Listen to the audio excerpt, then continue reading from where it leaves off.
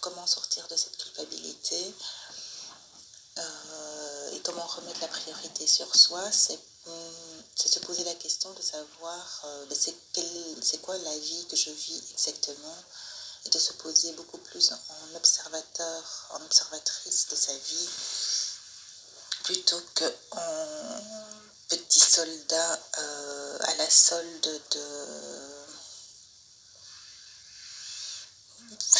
je ne vais même pas dire de la communauté, parce que il n'y a pas d'esprit de communauté pour l'instant. On veut faire croire que c'est pour la communauté, le bien de la communauté, mais en fait la communauté n'est pas. Donc je vais dire à la solde des lois qui sont mises en place par le pouvoir dominant, on va dire ça comme ça. Et donc se placer en observateur de sa propre vie et reprendre des décisions pour sa propre vie. De se poser la question, voilà, est-ce que ma vie doit se résumer à aller travailler, donc avoir un diplôme, aller travailler, ramener de l'argent pour payer mes factures, et cela pendant 50 ans, et que pendant cette vie-là, j'aurais été tellement fatiguée de faire cela, parce que je suis dans un système de production qui est qui vise à l'extinction de mon moi, de mes idées, ou de mon surmoi, ou de mon tout, carrément, parce que physiquement, tant physiquement, psychologiquement que spirituellement, toutes les parties de la personne, de l'humain sont mises à mal. Et donc, ce serait de se poser la question, est-ce que j'ai pas le droit d'expérimenter? Comment puis-je savoir que c'était ça la bonne solution? On me fait croire en fait que ce système-là, c'est l'unique et la seule bonne solution, et c'est s'autoriser à expérimenter. Voilà, on est venu sur Terre, je pense, pour expérimenter. Et en expérimentant, les expériences et les résultats de ces expériences, les idées qu'on va trouver à la suite de ces expériences vont être d'une richesse incommensurable, et vont faire en sorte que la vie va être complètement différente, la vie qu'on va mener va être complètement différente, et là vous aurez toutes les réponses, elles viendront d'elles-mêmes petit à petit. Et il suffira d'apprendre à écouter ce que les réponses, ce que notre expérience apporte comme réponse. Alors je me pose toujours la question, parce que autour de moi, la tendance serait plutôt à dire chacun a son rythme, chacun a son rythme pour faire les expériences. Le problème, c'est que je veux bien, chacun a son rythme, mais en fait, le rythme, il est déjà faussé par l'instauration de la loi, l'instauration de la loi qui dit, qui impose le rythme, qui impose, voilà, tu étudies, tu as un job, tu payes tes factures. Donc, quelque part, c'est pas non plus vraiment le rythme de la personne, c'est pas son vrai rythme. On n'en sait rien de quel est son vrai rythme. Et la personne elle-même, elle ne connaît pas son rythme, puisqu'elle se calque sur le rythme qui lui est imposé.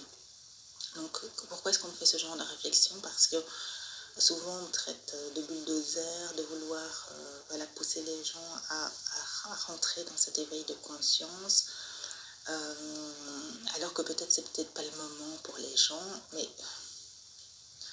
on va dire qu'un éveil de conscience, c'est toujours douloureux, puisque justement, ça nous fait prendre conscience de l'absurdité dans laquelle on se trouve. Donc, il n'y a jamais un bon moment qui va complètement nous dire « Youhou, j'ai fait un éveil de conscience, je me suis rendu compte que ma vie était pourrie. » Non, ça fera jamais plaisir.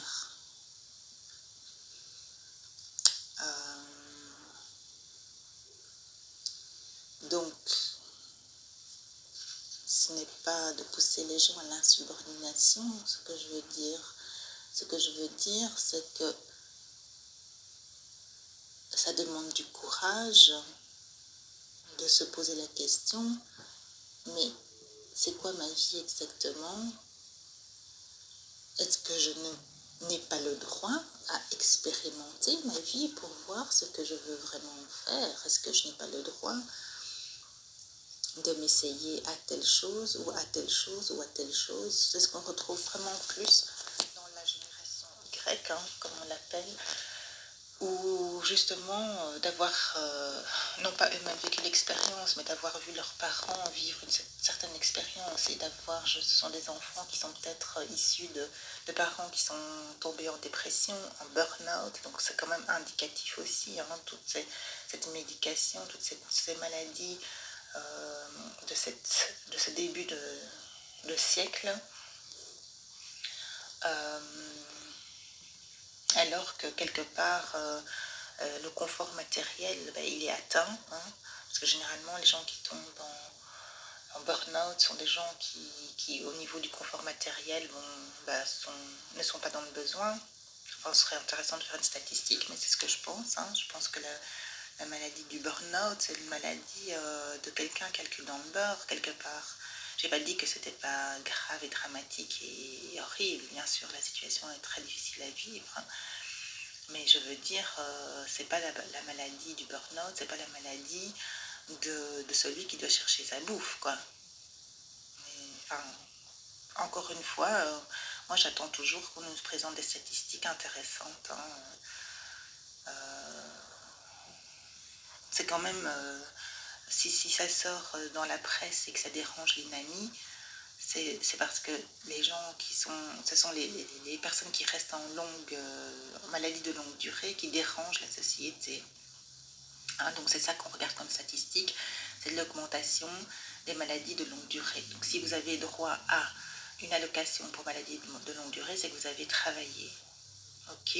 Alors si on regarde un petit peu la réalité vraie des choses, celui qui a un salaire qui lui permet à peine de survivre et qui se met en maladie de longue durée, qui verrait son salaire diminuer de 60% parce qu'il tombe sur cette maladie invalidité, je suis pas sûre qu'il va rester en maladie de longue durée. Donc, vous voyez ce que je veux dire? Bon, tout ça pour dire quoi? Tout ça pour dire que sortez de la culpabilité en